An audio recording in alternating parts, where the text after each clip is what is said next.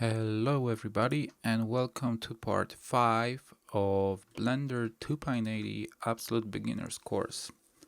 So in the previous video I hope you had fun and played a little around with creating the very basic objects and scenes. And now we are gonna get a little bit deeper into the details and I will explain mostly what those icons here do. And why is it important that we are learning this many things that might seem a little bit abstract right now? So you might be wondering, why is this rotating thing even important to me at this point? I don't see it going anywhere, but just keep watching and trust me, it's really gonna be important in the few more videos. So yeah, speaking of viewport, you might have already noticed that you can freely adjust the workspaces when you hover your mouse button over the edge of any of the workspaces. You can actually change their sizes. If you don't like your 3D viewport, you can make it very small if you want.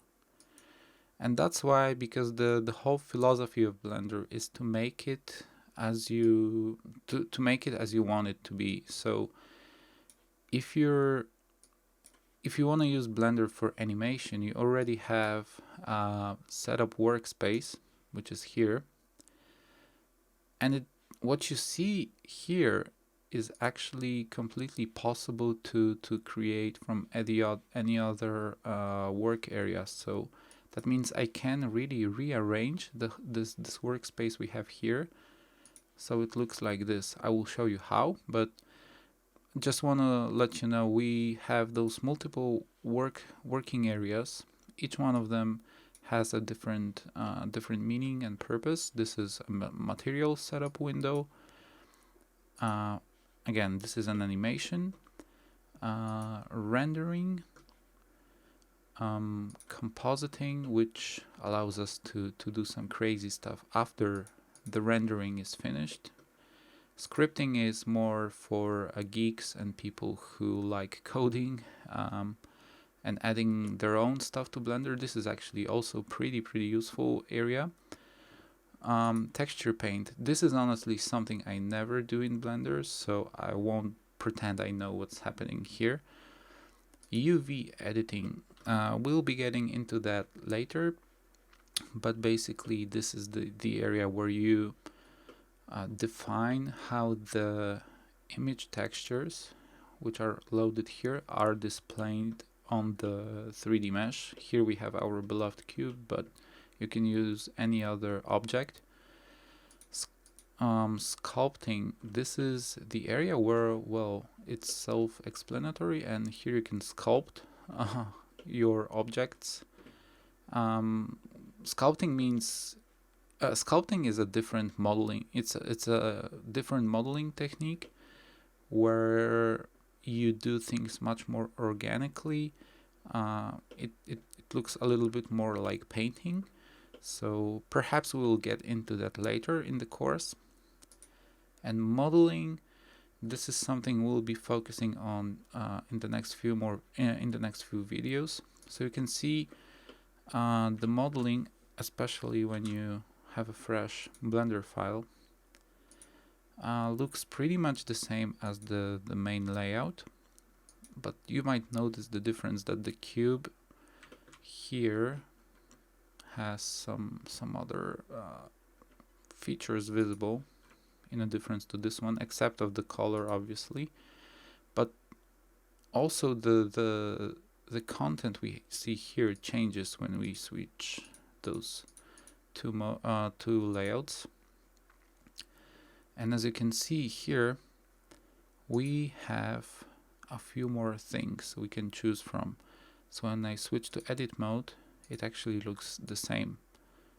Whoops, yeah. So this is one thing you should remember, that some of the working areas can have multiple ways of how they work. So this is a 3D viewport, and we can choose from different things that can be done in the 3D viewport just by itself. So again, you can see I can choose the sculpting mode, exactly the same one we can see here. It looks a little bit different, but I will explain it later. We can choose edit mode, as I mentioned. We can choose vertex paint, weight paint, and stuff. I won't be getting into those. So, as I mentioned in the very first video, if you don't understand what's happening, what are all those options, you shouldn't be scared. There's really a lot of things to learn in Blender, so just take it one step at a time. So edit mode is something we will get into a little bit later, but we'll get there. And before we do that, I want to still show you a few more things regarding the workspaces we have. So you might have already noticed that by yourself, that by pointing your mouse cursor here in the corners, and you might have clicked and did something like this by mistake here or here or here or here. And if you are like me, you probably panicked that you broke something. You just pressed Ctrl N and created new Blender and started working, trying to forget what just happened. But you shouldn't be afraid of it. This is actually something, I would say that's one of the best Blender features, which allows you to create your own working areas the way you want them to be and to work. So for example, we can have a 3D viewport exactly like this if you want to. So for example, you can have a top view here, you can have back view here, and you can have right view here. So when we move our object right now, we can see the transformation. Sorry, I don't know, this is a top view, yeah.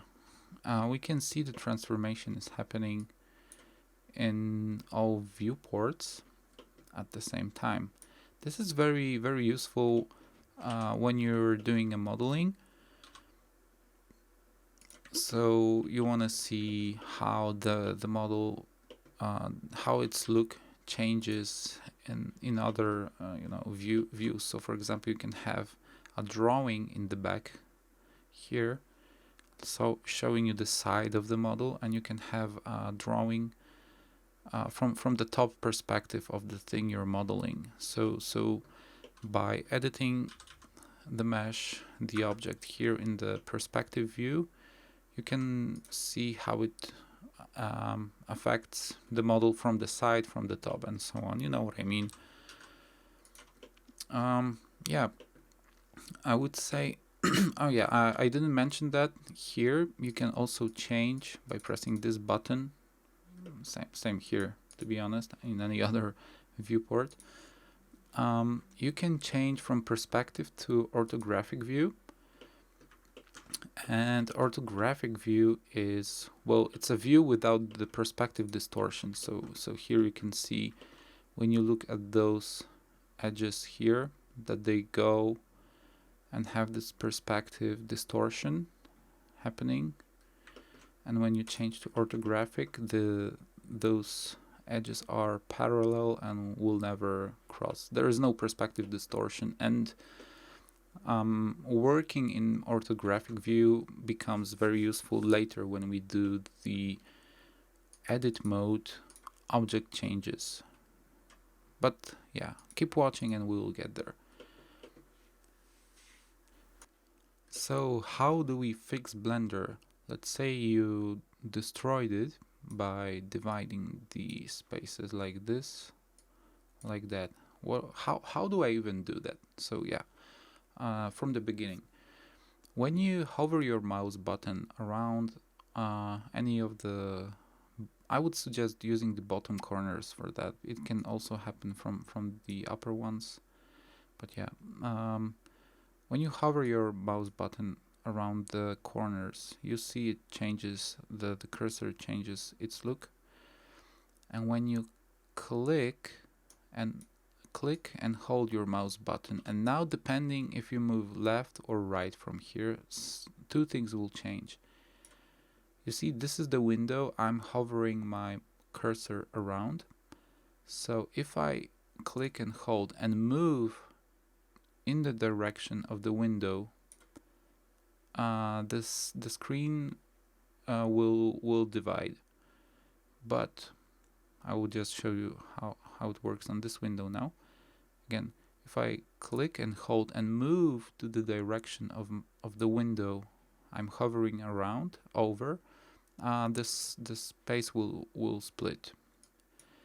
But if I do it otherwise, so I left click, hold, and now move outside of the window, you can see this arrow appears. And now when I'm holding my mouse button still, I'm not releasing it, I can move and select if this area eats this area, or if this area eats this area. So let's say this one eats this. So I release my button, my mouse button now, and you can see the screen merged. Obviously, you're not able to merge this screen to all of those at this point, because when I left click, hold, and move my mouse above, I can't do this because Blender can't decide if this goes here, or maybe here, or maybe here, or so. First, I would have to merge all those windows, and then make them uniform. So I will show you how to do that. So yeah, again, I'm hovering my mouse button, left clicking and holding, and now I move to the right, so you can see, and I release the mouse button. I do it again. So let's say I wanna move a merge. Okay, let's set it up like this so it's more visible. I want to merge this screen. I want this screen to eat this one. So I can either start from here, from this screen, or I can start from this one. It doesn't matter that much. So I will just show you, even though I want this screen to eat this one, I can still start from this screen. So I will left click and hold, and now I move to the right. I'm not releasing my mouse button, and now I move to the left, and now I release it.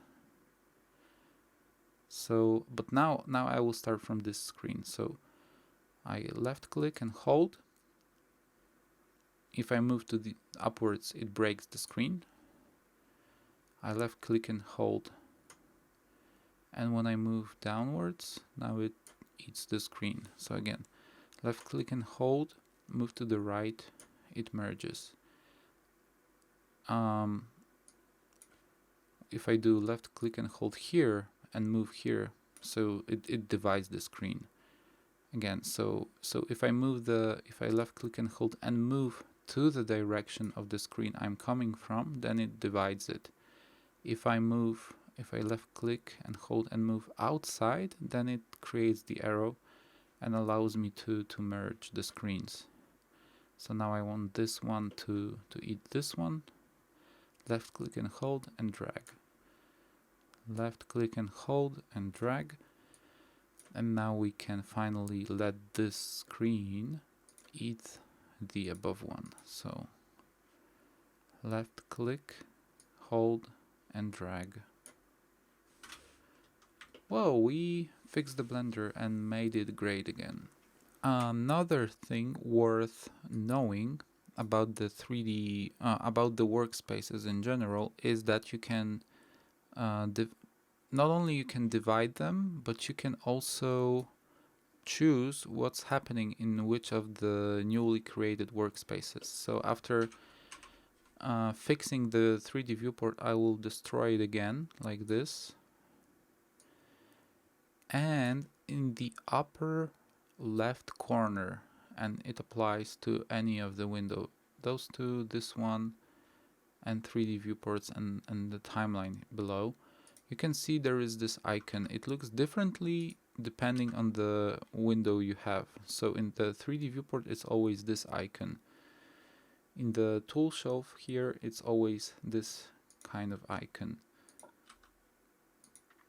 In the outliner or layer manager, it's this icon. So you can actually change what's displayed in the area you've created. So let's divide this area again, and we can choose whatever we want. We can do the info panel here, we can do a graph editor here, we can do some animation stuff here, and we can do shader editor here.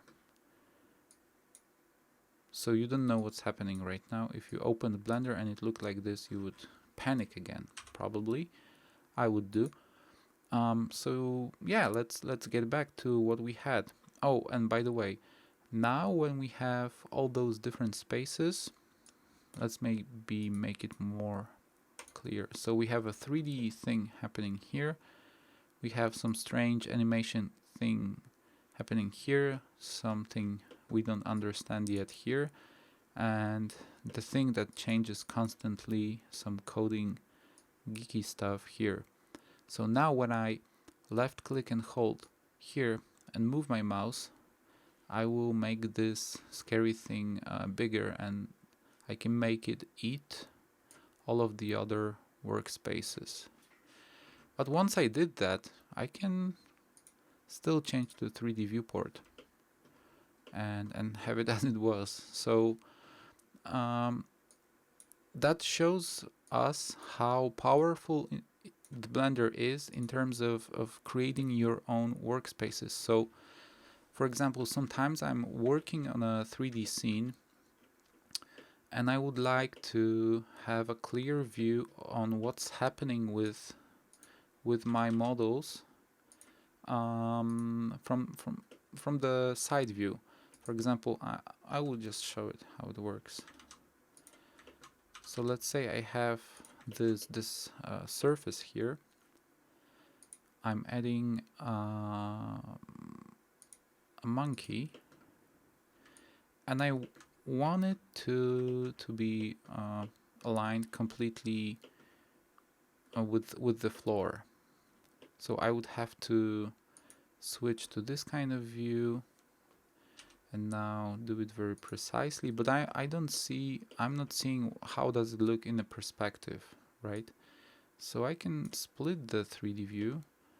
I can set up a camera like this here, and now I can align it the way I want to. So let's say like this, or if it lies a face down.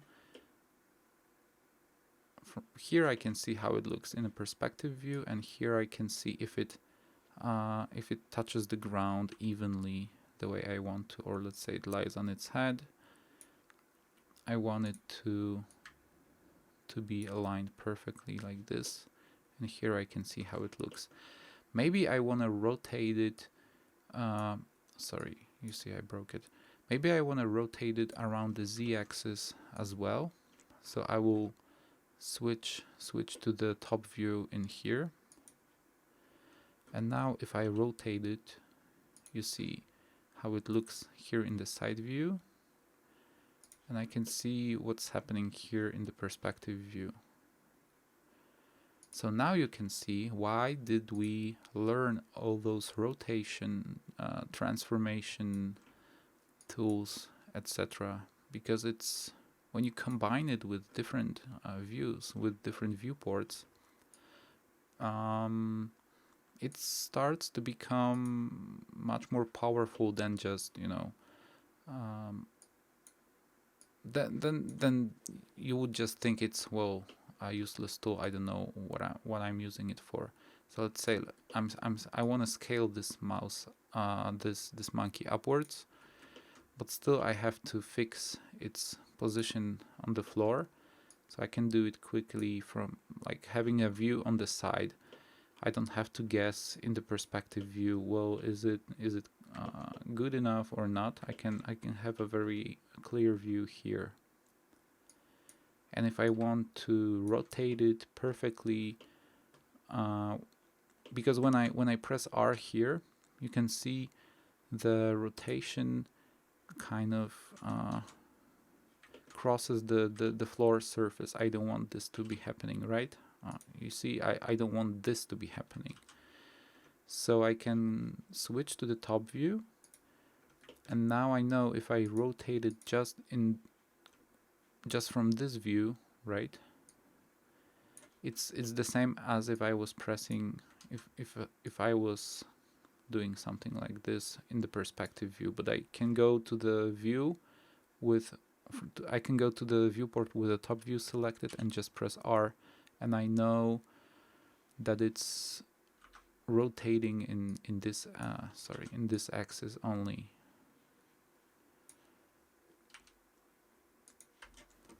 So I really hope this all makes sense. Again, as I did it already, I would recommend you to play around yourself and you know, understand the way you can actually arrange those spaces, those work areas to your needs. And before we finish this video, I still want to show you a couple of more things.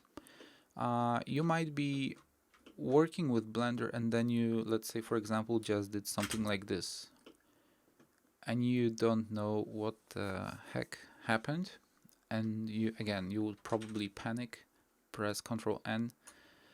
Okay, let's get back to something we know how it works. And what just happened before was nothing that scary. There are two shortcuts in Blender that allow you to go full screen with any of the work areas you hover your mouse cursor around, above. So let's say when I hover my mouse button, my mouse cursor here, I don't have to click anything. It just, you see when I hover it, the color of this bar here changes, except of viewport. But here you can see it becomes brighter. Same when I move here right now, and when I move here. So that tells us what is the active working area at the moment. So when I hold Control key and press space, this creates a full screen view of the work area I'm hovering my mouse above. So when I do it with 3D viewport, I have this nice full screen. And let's say when I go to shading and I do it over here, press Control space, I have this whole node editor visible. When I do it here, it's the viewport again, the file browser, basically any area you hover your mouse up, like over. There is also one more thing. When you press Control, space and Alt, those three keys at the same time, whoops. Yeah, you have to hold Control, Alt, and then press space. Then it's a full screen, but without any of the, you know, toolbars or information panels you can see in the standard full screen. So standard full screen is Control space, and this very minimalistic full screen is Control Alt space. And to exit it, you have to use the same key combination. So Control Alt and space. And again, it works over any other area as well. So this video itself is becoming a bit long right now, so I will end it up here, and in the next video I will explain the shading modes we have here in Blender. So thanks for watching.